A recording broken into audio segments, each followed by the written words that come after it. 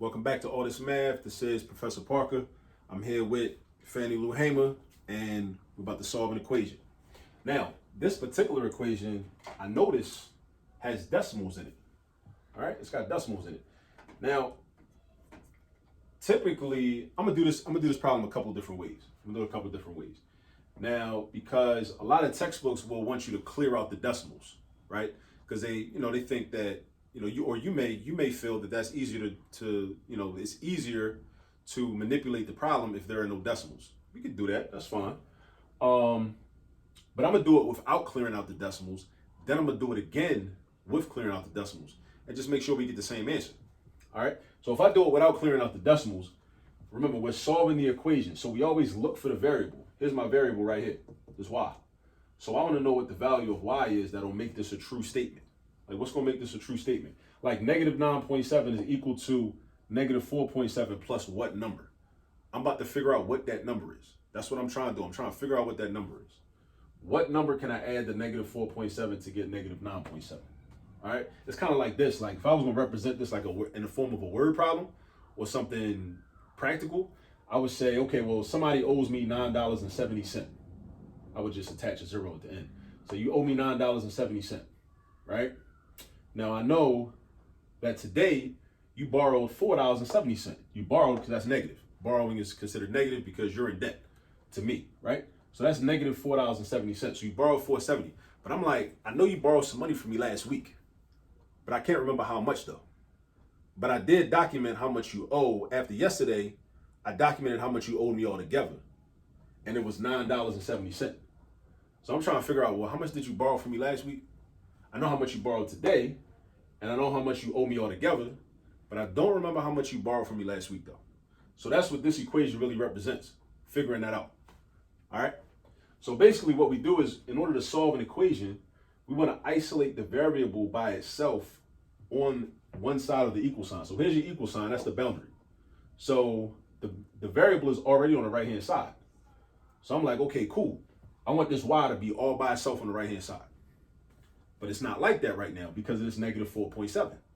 So this negative 4.7, you got to go. Now the question is, how do we get rid of it though? You get rid of it by doing the opposite operation. So you think of the opposite operation. First you say, okay, well, this is a negative 4.7.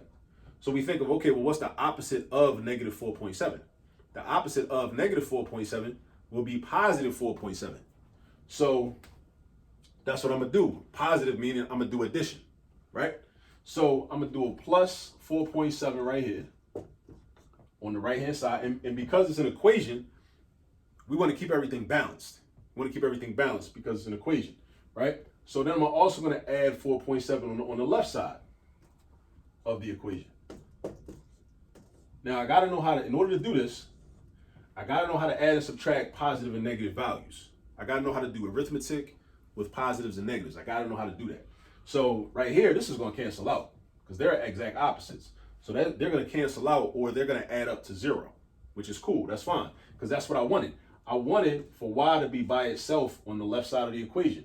Now this is gone, it turned into a 0, but you don't have to write the 0. Plus 0 doesn't represent any quantity, right? Because it's nothing, technically. So now, but on the left side, I gotta know how to do negative 9.7 plus 4.7. Negative 9.7 plus 4.7 is going to be negative 5. And if you didn't know how to do that mentally, that's cool. You could just, break your calculator out. Use your calculator. Your calculator is your friend. Negative 9.7 plus 4.7 is negative 5. So that means that last week, this person must have borrowed $5 from me. They borrowed $4.70 from me yesterday, and they borrowed $5 from me last week because altogether they owe $9.70, right? So, but let's check my work. Well, I kind of basically just did. Negative 4.7 plus negative 5 is equal to negative 9.7. It is. So that's the check. I did it verbally instead of writing it down. But let's do this. Let's do this problem a different way. So I'm going to rewrite it. Negative 9.7 is equal to negative 4.7 plus y. Now, you don't have to do this unless your teacher specifically asks you to do this.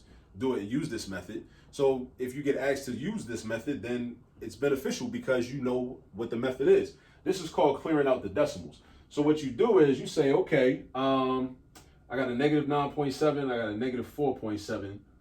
So when you want to clear out decimals, you're going to multiply by 10 or a power of 10. Okay?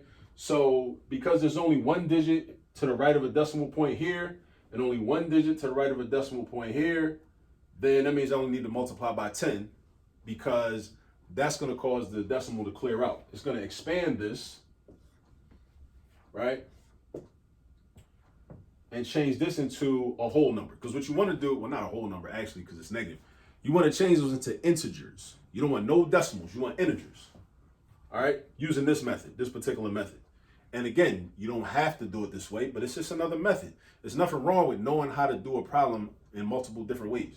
All right, so similar to how when we clear out fractions and we find the LCD and we write it outside the brackets, we put the equation inside brackets, and we write the LCD outside the brackets. Here, because we're dealing with decimals, we write brackets, and then what we do is we write the power of 10 that we're going to use. So we're just going to use 10. But check this out. Let's say there were 2 digits to the right of the decimal point in each of these numbers. In that case, if that were the case, we would multiply by 100 in order to clear out the decimals. If there were 3 digits to the right of the decimal point in this number and this number, then in that case, we would multiply by 1,000. All right? But because there's 1 digit to the right of the decimal point in this number and this number, we only going to multiply by 10. So negative 9.7 times 10 is going to give me, you know what, I'm going to go up here with it. Negative 97. That's going to be negative 97, right?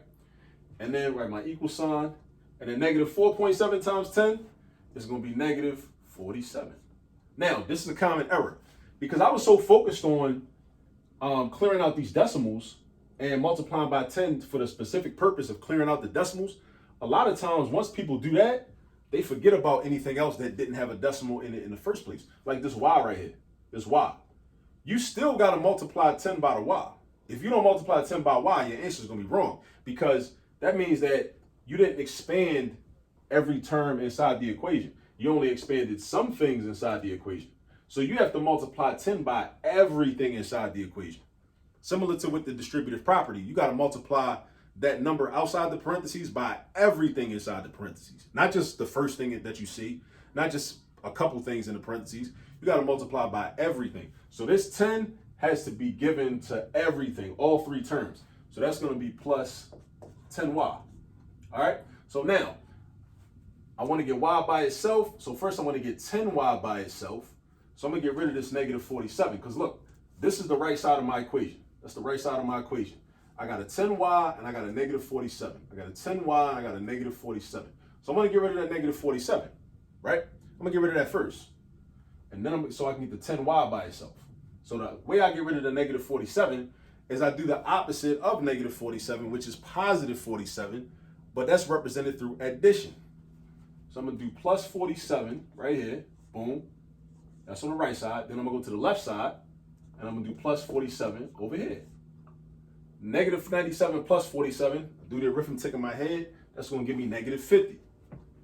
So I got negative 50 is equal to 10y. Now, I'm trying to get y by itself, so I always ask myself, what do I need to get rid of? Whenever I'm solving equations, I'm constantly just asking myself, like, what do I need to get rid of? What do I need to get rid of? It's kind of like being a minimalist. You got too many clothes, you got too many pairs of shoes or whatever, you got too much junk in your house, and you try and get rid of stuff. You try and get rid of stuff because you're trying to minimize your life and get rid of the clutter in your household or your apartment or wherever you at, right? So I'm always, when I'm solving equations, I'm always thinking, okay, what is the next thing I need to get rid of, and how do I get rid of it? All right? So I need to get rid of this 10 because my ultimate goal is to isolate y by itself. So I say, okay, I need to get rid of 10. And I say, okay, well, how do I get rid of 10? I say, okay, I got to do the opposite operation. Okay, then I say opposite of what?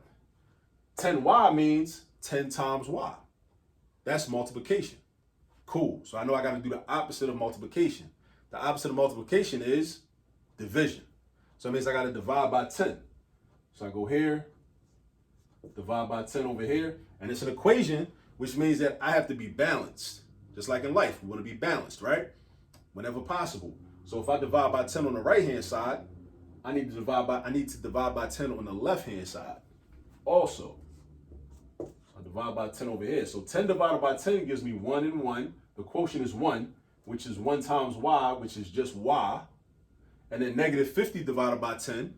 Negative 50 divided by 10 is negative 5. So if you was a person that just don't like dealing with decimals, if decimals make you uncomfortable and you wanted to eliminate the decimals, that's cool. This is a trick. This is a little cheat code for that. You look at how many digits are to the right of the decimal point, and that tells you how many zeros your number is going to have in it.